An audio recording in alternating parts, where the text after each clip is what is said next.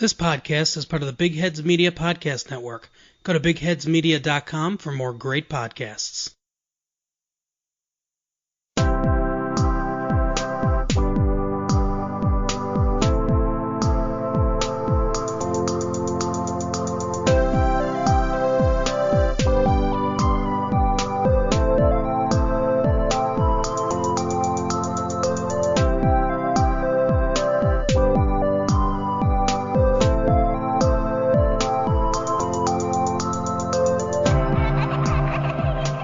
You are listening to In a City Like Yours, a semi-monthly podcast featuring interesting people with interesting life stories. This podcast may contain language and/or subject matter not suitable for all audiences. Listener discretion is advised. I'm your host, Michael G. Moore. Please visit our website at inacitylikeyours.com.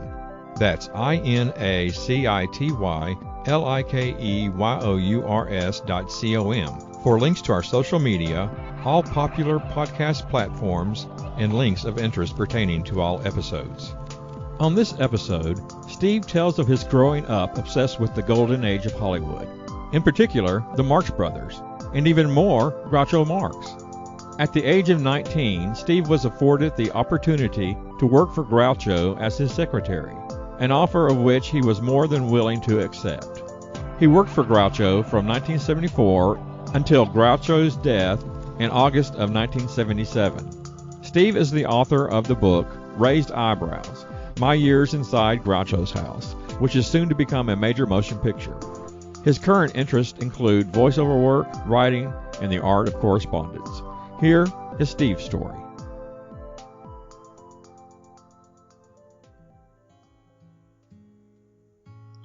Hi, my name is Steve Stoliar. I'm calling from Studio City, California. I am now a writer and voiceover actor. My story concerns my obsession with the Marx Brothers, specifically Groucho Marx. You know, the word fan is really just an abbreviation for fanatic, and I have no shame about admitting to having been just a fanatic Marx Brothers fan, certainly since high school. But even before then, I had an Uncle Joe who was a balding man with glasses and a mustache and cigar, and he used to wiggle his eyebrows and say clever things. So once I finally discovered Groucho on TV, I thought, he seems eerily similar to Uncle Joe. And then my parents would often cite lines from Marx Brothers films, like being vaccinated with a phonograph needle and that sort of thing. So when I finally really discovered them in high school, watching local broadcasts of their early films, I thought, where have they been hiding all my life? And of course, in those days, there was no such thing as video on demand or a TCM or DVDs or Blu-rays. I would get the TV guide each week and go through it and circle when there were movies I wanted to watch, which were invariably in that nether world of late night television, past Johnny Carson, past the Tomorrow Show, into that strange twilight world of local car commercials and strange things. And if I saw that a movie was starting, if I saw that, Horse Feathers was going to start at 2:38 a.m., I just somehow in my youth willed myself to stay awake through all of the whatever was scheduled in the normal prime time and past that, and just watched the film and then was able to cross it off my list. There were revival houses, but they were few and far between. So it really was being on the lookout for local TV showings of early films. And there was something about the Marx Brothers. I mean, I knew about and enjoyed Laurel and Hardy and the Three Stooges when I was 6, Abbott and Costello, and I liked Charlie Chaplin and some of the silent comics. but there was something about the brilliant combination of funny visuals with really clever dialogue, whether it was the Chico Groucho malaprops of English or Groucho's deft way of twisting words into puns and double entendres, and also thumbing his nose at authority, which, you know, most of us couldn't do but wished we could, so there was that wish fulfillment thing. I tried a bit of it. I mean, in high school I did win class clown, and I was known for muttering things sort of under my breath, but loud enough for people to hear in the back of the classroom, and every now and again the teacher would appreciate it. But for the most part, you really can't get away with the things that Groucho got away with. And I thought, man, I would love to meet this guy and thank him for all the laughs. But by the time I graduated high school, he was in his early 80s. And then I saw that he was doing a series of one-man shows, including at the Dorothy Chandler Pavilion in Los Angeles. And I thought, I've got to go see that. Tickets were $9.50, and I don't think that would buy you a parking space in their lot now. But at the time, it was a solid amount for me. And I went with a friend of mine, and they were terrible seats, but the idea that I was in the same room, however cavernous, as Groucho Marx meant the world to me. And I clapped so hard that my hands stung the next morning from having clapped so hard, because, you know, as strange as this may sound, I wanted the vibrations of my applause to reach his eardrums way up on the stage, because I knew that would be as close as I would ever get to meeting Groucho Marx. There was some disappointment in seeing him there, because he had become somewhat diminished from a series of strokes and just getting older, and the press had done a frustratingly good job of covering up the fact that he wasn't the same guy that had been hosting You Bet Your Life in the 50s, that time had slowed him. His walk was a shuffle and his speech was a little slurred, but it was still just galvanizing to be able to see him way on stage in the same auditorium. Then afterwards, in the parking garage, I spotted Zeppo Marx, who I recognized from recent photos, and I thought, well, I'll never meet Groucho, but I can at least meet one of the Marx Brothers. So I went over and I said, "Excuse me, Mr. Marx, I just wanted to let you know how much I enjoy you in your films." And he said, "You weren't enjoying me, you were enjoying my brothers." And I thought, well, that's what I get for trying to pay this man a compliment. But having seen Groucho on stage and been sort of brusquely dealt with by Zeppo, that was a pretty good night. And after that, it would be so frustrating. I would hear people say, "Oh, I saw Groucho and wearing his jaunty beret and sweater. He was walking in Beverly Hills, and I see him all the time." And I think, where should I camp out so that I can meet this guy? And I heard that he ate at Jacopo's Pizzeria in Beverly Hills. So my friend Daryl and I went to Jacopo's one night, and we looked, and on the menu they had the Groucho special, and I thought, well, you know, Beverly Hills restaurants name sandwiches after people that ate there in 1958. So I said to the waitress, "Does Groucho Marx really come in here?"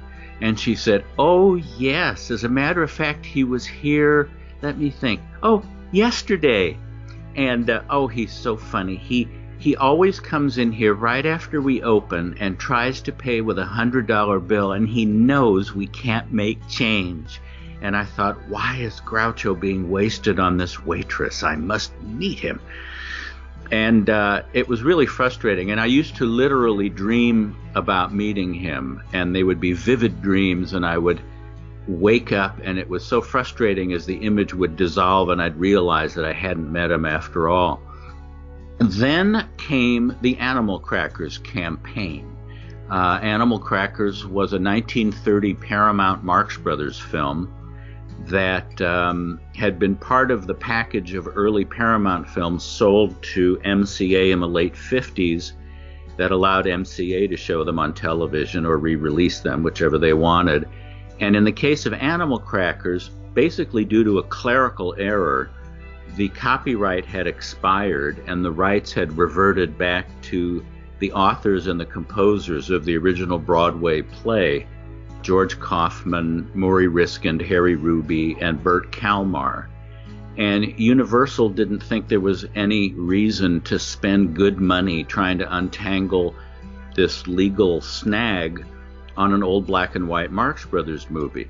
But since all my friends were Marx Brothers fans, this was like the holy grail, this great lost Marx Brothers film, which had never really been lost. It had just fallen into expired copyright. So it had never been shown on television. It wasn't part of Universal's package of MCA early comedies that they would rent to local TV stations. And of course, to my friends and I, it was ludicrous to think that it wasn't worthwhile to finally bring this film back out, which hadn't been in theaters in decades, and as I say, hadn't been on television. So I managed to get in touch with Erin Fleming, who was the controversial actress that had started out as Groucho's secretary and become become in charge of his life. I knew about her from the cover of an Esquire magazine that showed Groucho and Erin.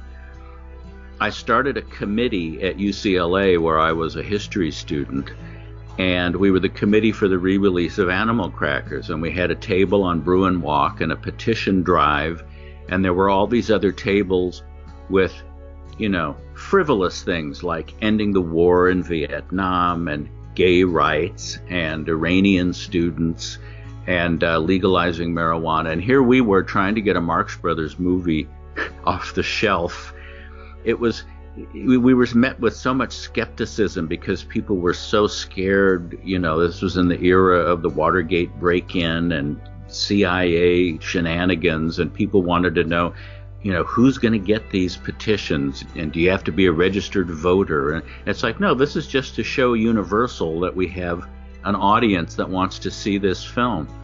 So Erin Fleming arranged for Groucho to come to UCLA one day, a lot of reporters and a crowd of kids standing around us, and I finally got to meet my hero. And I said, Groucho, I am very happy to be meeting you after all this time. And he said, well, you should be. And Erin Fleming said, this is Steve Stoliar. He's the one trying to get Animal Crackers re-released. And Groucho said, did you get it? And I said, not yet, but we're working on it. And he said, well, you better get it or I'll fire you. And I said, really? I didn't realize I was working for you. How much are you paying me? And he said, a little less than nothing. And we were off and running, although my heart was pounding out of my chest with excitement. I mean, the whole tableau of cameras and microphones from the press thrust in our face, and hundreds of students crowding in to hear Groucho's whispery voice, and I'm trying to think clearly while talking with Groucho. I realized then that there was a lot more left of Groucho than I had thought at the Dorothy Chandler Pavilion. One reporter said, Mr. Marx, what is the purpose of your appearance here today? And Groucho said, I expect to get lunch. And she said, but no, beyond that. And he said, I may get dinner. So it was really just an astonishing thing to be sitting with my hero and chatting with him. And then not long after that, Universal relented and cleared the rights and struck two prints, one for Los Angeles and one for New York. As a UCLA student, it was particularly gratifying to see the lines all the way down the block at the UA Westwood Theater just to see this movie that I had wanted to see after all these years. And it ended up breaking the box office record at that theater that had been set by the French Connection a few years earlier. So it was very gratifying to be able to see that it was more than just a handful of old movie buffs that wanted to see this. And, you know, it was one of their best films. It was their second film. It's the one in which Groucho plays Captain Spaulding, and the one where he says, I shot an elephant in my pajamas. And, you know, it deserved to be out, but Universal needed convincing. So that summer, the summer of 74, I had 2 summer jobs fall through, for which I remain eternally grateful, because my dad was hammering away at me, you know, I don't want you sitting on your fanny all summer. I want you to get a job. I want you to make some money. I don't want you just sitting around the house, da-da-da-da. So I thought, well, I have nothing left to lose. And I called up Aaron Fleming and I said, is there anything at all that you think I could possibly... And she said, well, actually, I had been Groucho's secretary, but now I'm his manager. And we need someone to handle all of the fan mail that's been coming in, and also to organize all of Groucho's memorabilia that's going to be donated to the Smithsonian after he's gone. And it needs to be someone who really knows their Marx Brothers. And in my mind's eye, it's like a Tex Avery cartoon where I show up on the doorstep while she's still explaining the job to me over the phone. I actually thought that I wouldn't be working at his house. I figured, well, I'm sure it's something like working in a Wilshire office building, and then every now and again he might come in to sign legal papers or photos or something like that. And Aaron said, oh, no, dear, you'll have your own room. You can use the one that was his last wife's painting studio, and you can make your own hours and come and go as you wish. And I thought, and they're paying me money to do this? And sure enough, I got to work inside his house at 1083 Hillcrest Road, Beverly Hills 90210, that famous zip code now. Walking through that door was like Dorothy exiting the sepia house into Technicolor Munchkin Land, because it was just this extraordinary atmosphere. I mean, first of all, the bottom line, this was Groucho Marx's house, where he'd lived since the 50s, since he was doing You Bet Your Life. So that the walls were lined with photos and letters of Groucho and his brothers as kids and out of makeup, and famous people that he'd known, and letters from Harry Truman, and just a rich treasure trove of the kind of stuff I wanted to immerse myself in. And it was a very egalitarian household. It wasn't as if the help needed to eat in the kitchen, because that's all we were. We're hired people. I would sit at the dining room table with Groucho at lunchtime, and sometimes it was just Groucho and me, or Groucho and Aaron and me, and sometimes it would be one of Groucho's old friends, old writer friends, Hal Cantor, Irv Brecker, Nat Perrin. Sometimes it would be well-known people like Jack Lemmon or Steve Allen or George Burns. I remember when George Burns came over, and this was before the Sunshine Boys, but I still had great admiration for him as half of Burns and Allen on radio and television. And the doorbell rang and I got it, and he breezed in saying, "Hi, you want to live a long time? Become an actor. You'll live to be an old man like Groucho and me. All right, let's eat." And I sat and watched the two of them go back and forth talking about vaudeville houses they played in the teens and 20s, and just realizing how fortunate I was to witness this back and forth between these old vaudevillians. It actually was sort of like the Sunshine Boys, except the movie didn't exist yet, because Burns' best friend Jack Benny was rehearsing in the role opposite Mathau, and it was only when Benny died unexpectedly of stomach cancer in late 74 that Burns was summoned to pinch hit for his old friend, and that led to a whole renaissance of interest in George Burns as a superstar. But I certainly fully drank in the experience of having him at Groucho's lunch table. And then, I mean, to be able to sit and converse with Groucho, to ask him all the questions I'd had for years, get his input on things. He was still very attuned to what was going on politically. He hated Nixon, was thrilled that he resigned. He wasn't crazy about Gerald Ford, but thought Betty Ford, he had a lot of admiration for Betty Ford. He liked her personally. And I came to appreciate Groucho on three separate historic levels. On one level, he was that man with the grease paint mustache and duck soup and horse feathers and You Bet Your Life. And second, he was someone who personally knew these iconic people who to me only existed in black and white or on paper, like George Gershwin and W.C. Fields and James Thurber and Robert Benchley and Irving Thalberg. You know, to hear his firsthand stories of spending time with them was amazing. And then, of course, he was a man from 1890. He was a literal Victorian. I asked him once how far back he remembered, and he said, I guess the Spanish-American War, which was 1898. So he would have been 8 years old then. And his career as a performer, before the brothers were into comedy, they were singers, sometimes as soloists.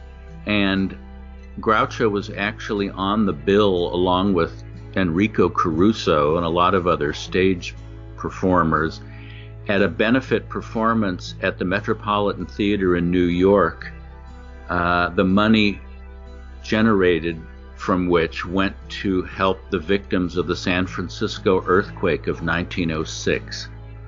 So this man was just this living link to all of this history. And as I say, I was a history major then, so I really appreciated the breadth and scope of what he had witnessed and how fortunate I was to be sitting there with him. I mean, if all I'd ever wanted to do was shake his hand, I got that and just exponentially more. I mean, his firsthand memories went from before the Wright brothers to after the moon landing, which is, you know, it really is mind-boggling.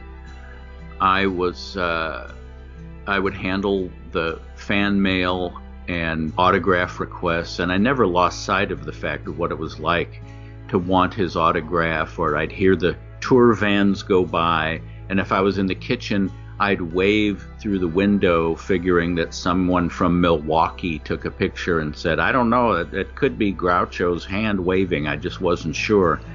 I never took any of it for granted, and I ended up working there for the last 3 years of his life, which was a fairly tempestuous time, because Aaron Fleming was, in addition to being devoted to him and responsible for a lot of the renewed interest in Groucho, and in addition to the fact that he was very fond of her, she was very tempestuous and mercurial and actually ended up being diagnosed as a paranoid schizophrenic.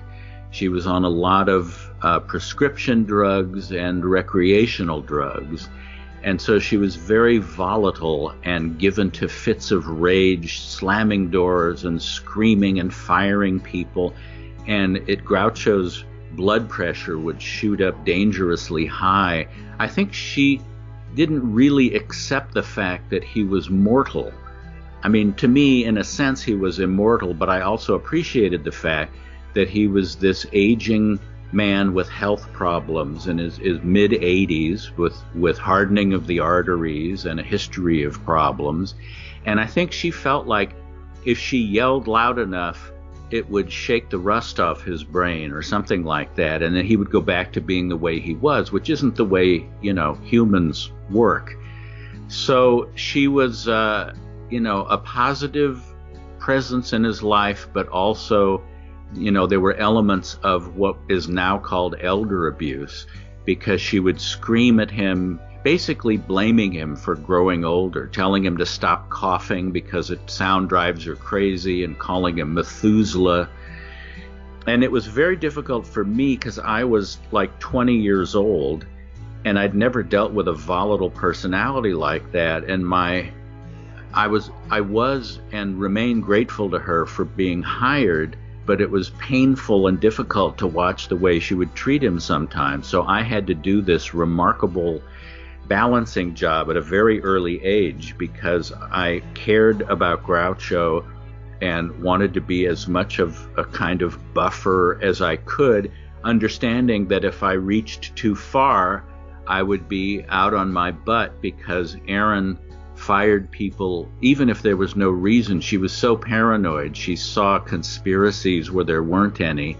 And so she would go from thinking someone was the most wonderful person in the world to just evil incarnate, and out on their butt they go.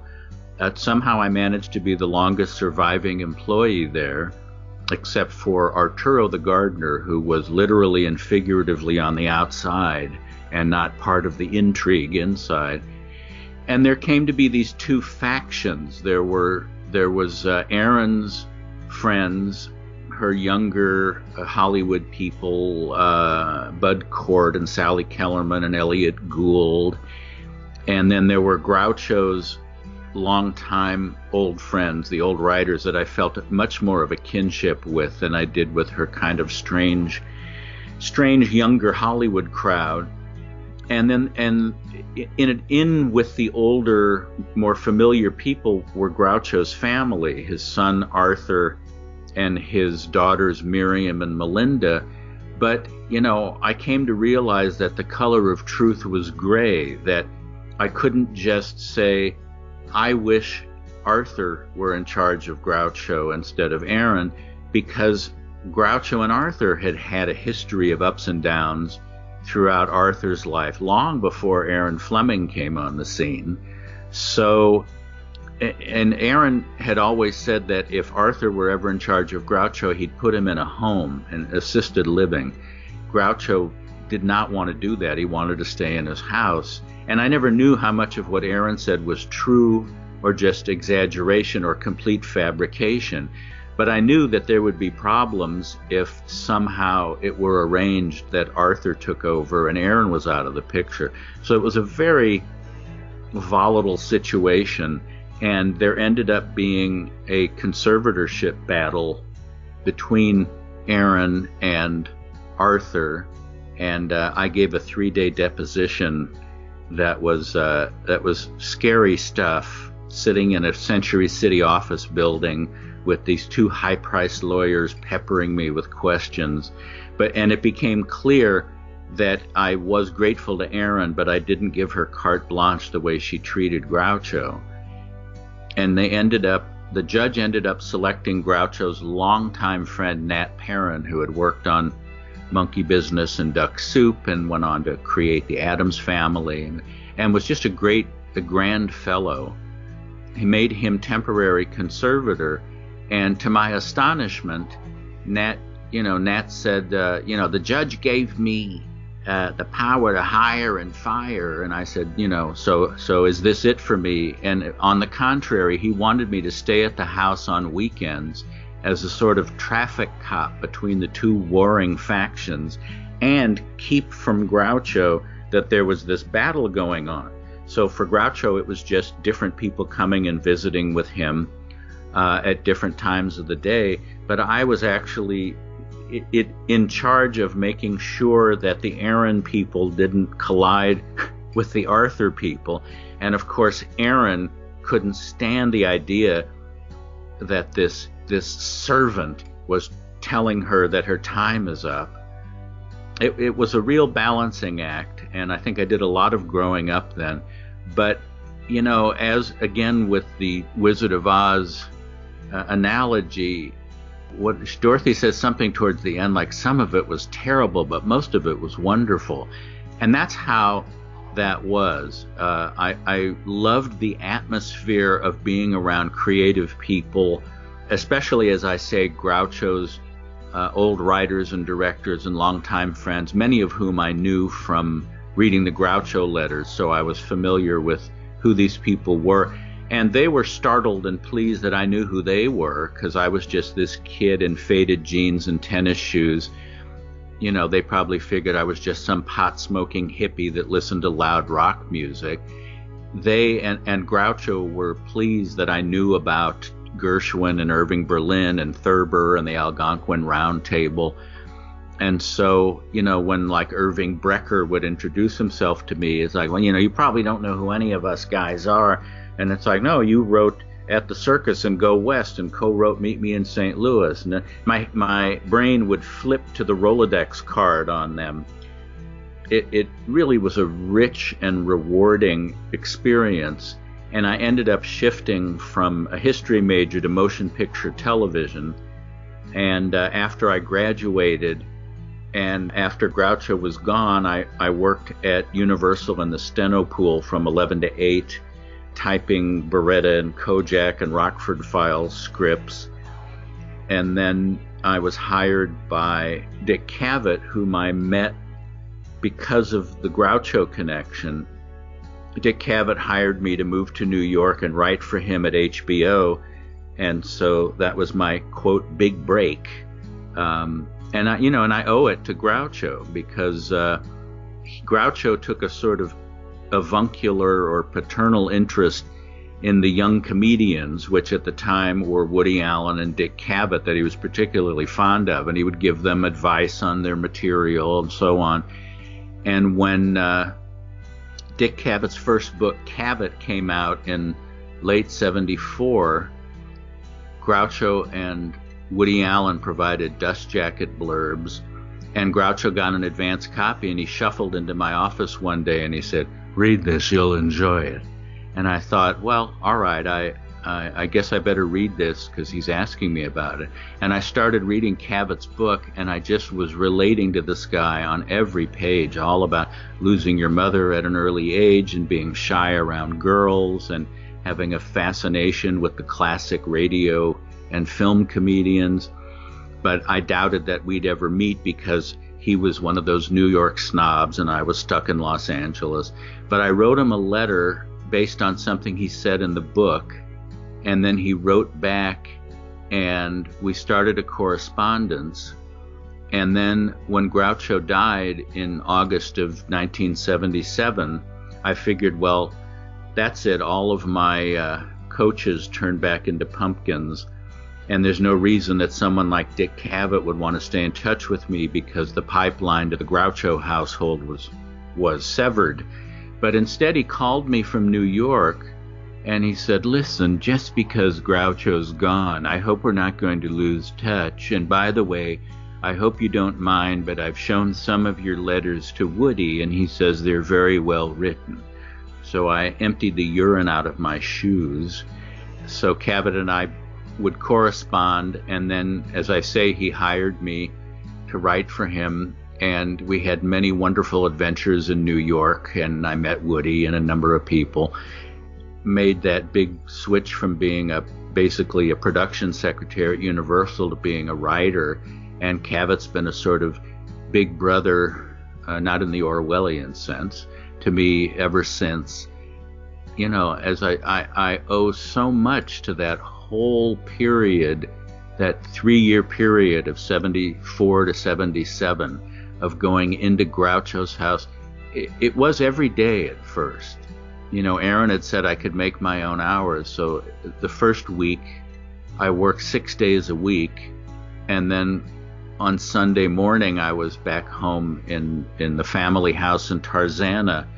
And I was thinking, why would I rather be here than at Groucho's house? And I showered and dressed and drove back. So initially it was 7 days a week, because I just could not get enough just immersing myself in the atmosphere and in the memorabilia.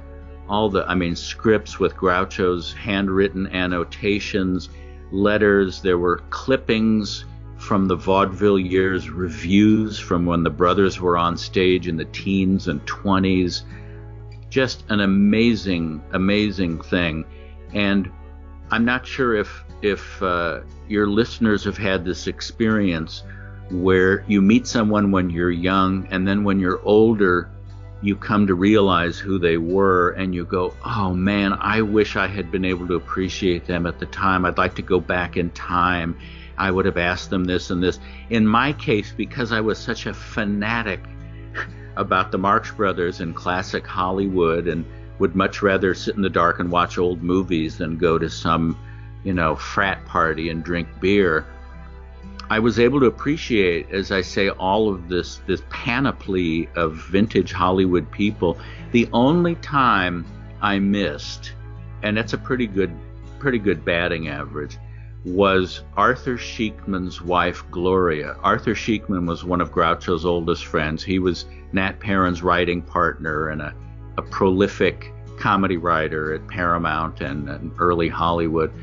And he had a wife that was very vivacious and bright and attractive. And Groucho would just refer to her as Gloria Sheikman. Gloria Sheikman's coming over. Gloria Sheikman's going to be here for lunch. And I enjoyed the lunches we had, but it was only afterwards that I came to realize Gloria Sheikman in her pre-married days was Gloria Stewart, who younger listeners would know from as the old lady in Titanic, but I knew as the female lead in The Invisible Man with Claude Rains and The Old Dark House with Boris Karloff. She worked with Shirley Temple. She was in The Gold Diggers of 1935. I would have had questions about James Whale and Busby Berkeley and that sort of thing. But, that, as I say, it was a pretty good batting average that I knew who everyone else was. So I got to meet so many startling, fascinating people, and I have the unique claim to fame of having dated the same girl that Zeppo Marx dated. She was 19, I was 20, and he was 74. So it was one of those May, December of the following year. It wasn't really a romance. She had come with me to dinner at Groucho's one night when Zeppo was up from Palm Springs, and she was very attractive, blonde hair, blue eyes, and had a brilliant mind, and Zeppo was kind of enchanted with her. He said, you and Linda should visit me in Palm Springs sometime. And I said, I don't know, I was there when I was a kid and it was sweltering. And he said, well, when were you there, during the summer? And I said, yeah. And he said, well, Steve, it's cold in Alaska during the winter too. So when she and I broke up, I had some photos I wanted him to sign, and along with the cover letter, I said, by the way, we broke up. Do you have any advice for the lovelorn? Since he had been around the track a few times.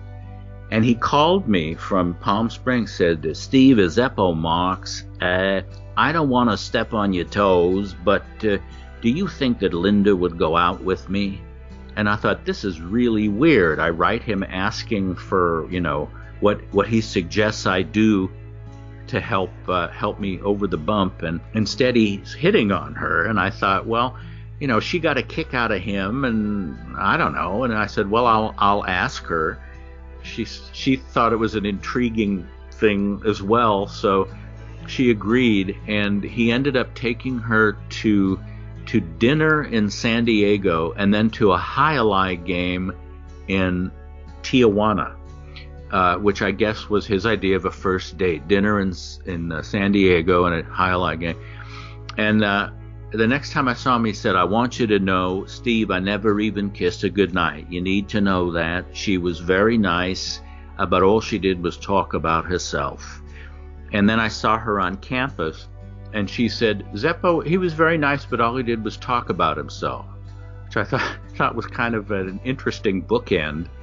And then when I would be at parties at Groucho's and Zeppo was there, he would introduce me to people, always saying, this is Steve. He and I dated the same girl, but he got further with her than I did.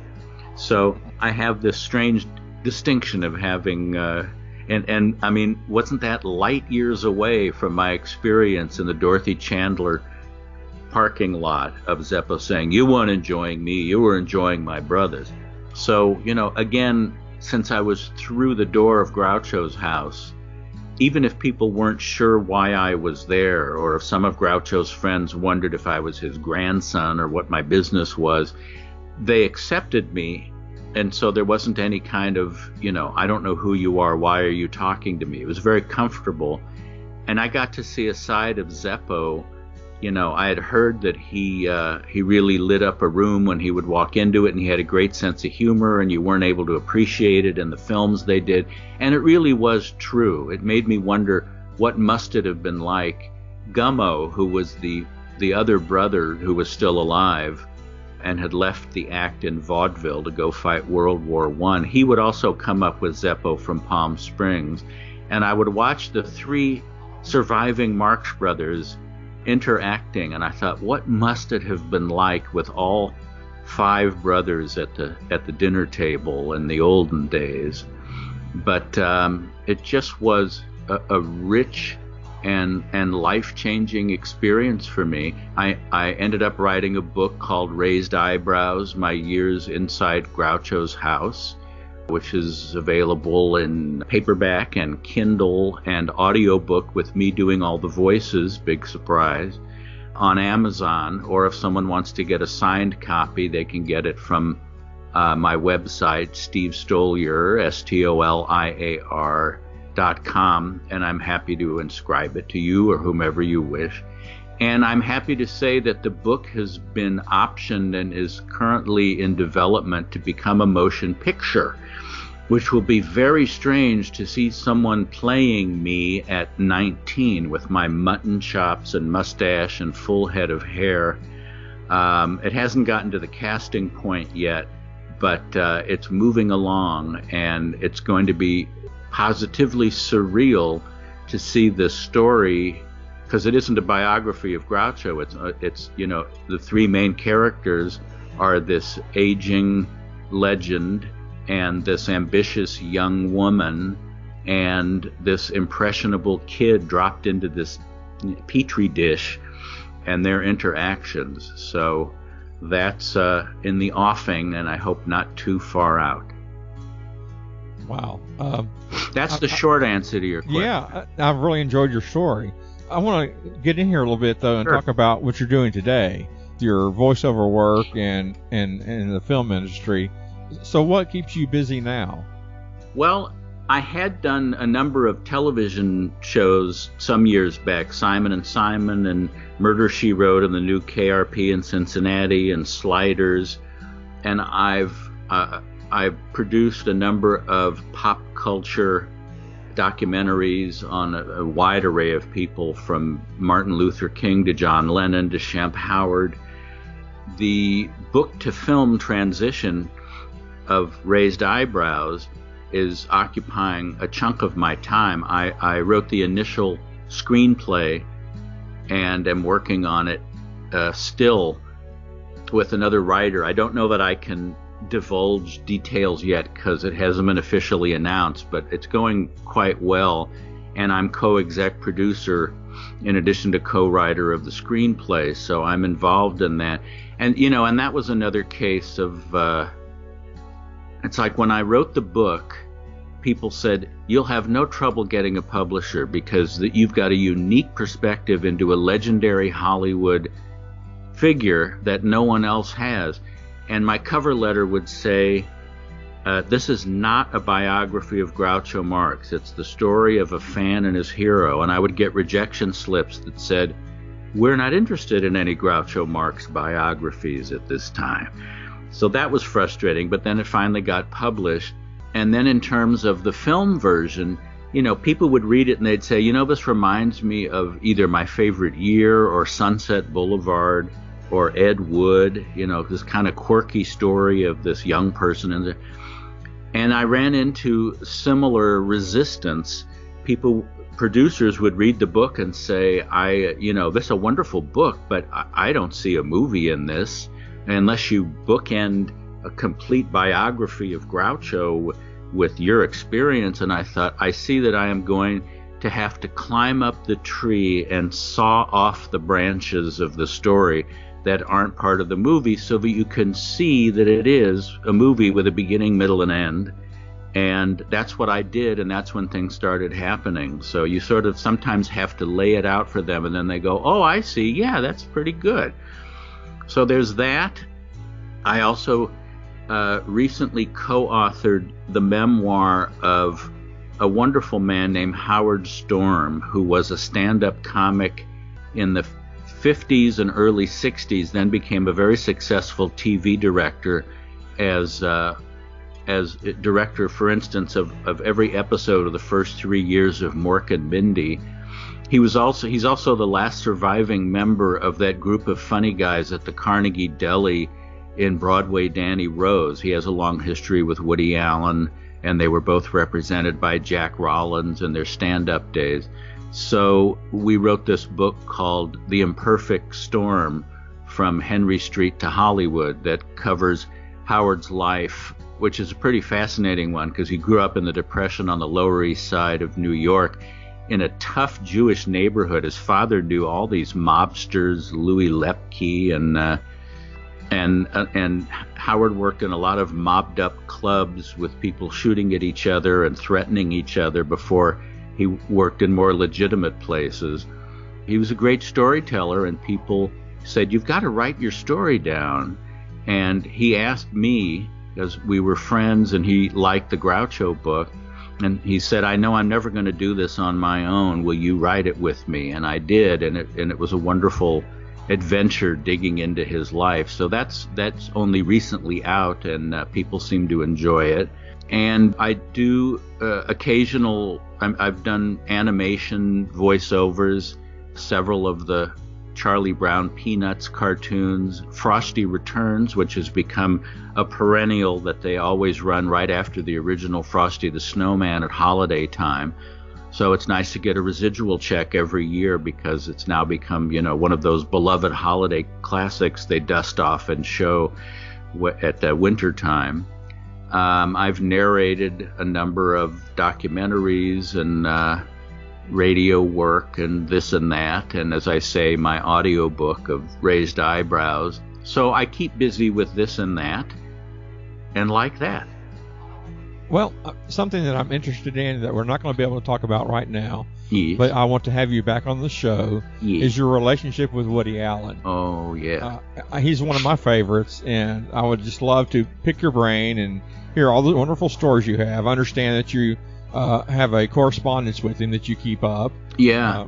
So if you would, come back I would on the like show. to come back and talk about the only thing I'll say, just because I look for any chance to say it, is despite the daunting smear campaign that Mia Farrow has conducted, aided and abetted by their son Ronan Farrow, and I'm not just saying this because I've been a fan of Woody since I was a kid and we're friends. I'm saying it because it's true.